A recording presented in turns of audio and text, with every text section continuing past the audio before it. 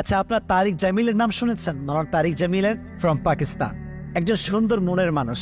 সুন্দর মনের মানুষ যারা হয় তাদের মুখে সবসময় একটা সুন্দর হাসি লেগে থাকে। তো আমি ওনাকে দেখেছি অলওয়েজ তার মুখে একটা স্মাইল থাকে, দেখলেই দেখতে মন চায়, দেখলেই কথা শুনতে মনে চায়, কখনো কাউকে আঘাত করে না, কখনো কাউকে একটা বাজে টু শব্দ করে না। আলহামদুলিল্লাহ পড়া।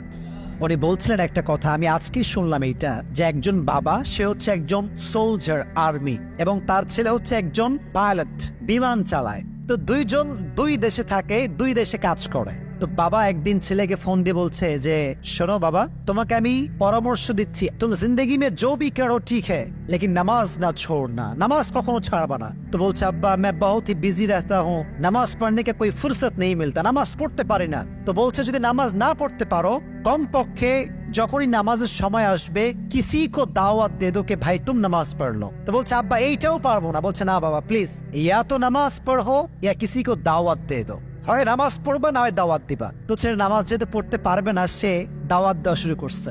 যখনই আজানের সময় হয় একজনকে বলে যে, ভাই যান নামাজে যান, ভাই যান ওযু করে নেন, নামাজ শুরু করে দেন।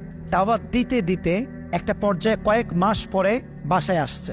যখন বাসায় আসছে তার বাবা দেখে অবাক, তার ছেলে পাইলট, ক্যাপ্টেন, লম্বা জুব্বা আর দাড়ি রেখেছে মুখে, বাসায় ফিরে আসছে। সুবহানাল্লাহ পড়ে।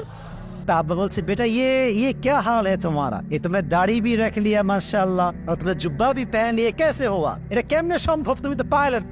বলছে, আব্বা আপনি তো আমাকে এটার পথে নিয়ে আসছেন। বলছে, কেমনে? বলছে, আপনি যখন বললেন যে তুমি হয় নামাজ পড়ো না হয় দাওয়াত দাও, तो पहले मैंने दावत देना शुरू किया कि नमाज पढ़ो नमाज पढ़ो नमाज पढ़ो। तो एक वक्त में मुझे ये लगा कि यार मैं खुद दावत दे रहा हूँ लेकिन मैं खुद नमाज नहीं पढ़ता, আমি দাওয়াত দিচ্ছি আর আমি নামাজ পড়ি, এটা কেমনে হয়? আমি নামাজ পড়তে শুরু করলাম। যত নামাজ পড়ি অন্তরের নূর তৈরি হয়। তো একদিন নামাজ পড়ার জন্য ওযু করেছি, মুখ মোছার সময় আয়নার সামনে দাঁড়িয়েছি। তো ভাবতেছি যে যে আল্লাহর জন্য নামাজ পড়ি তার নবীকেও ভালোবাসার দরকারটা আছে না নাই?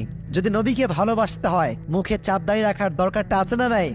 तो मैंने सोचा कि यार जब नमाज पढ़ना शुरू किया तो दाढ़ी भी रख लेते, क्या फर्क पड़ता है। तो मैंने दाढ़ी भी रख लिया। तो अब क्या हुआ, मैं जब नमाज नहीं पढ़ता तो मेरे दिल में सुकून नहीं आता। नमाज पढ़ले मने शांति पाई, नमाज ना पढ़ले शांति पाई ना। सुबहानाल्लाह पढ़े।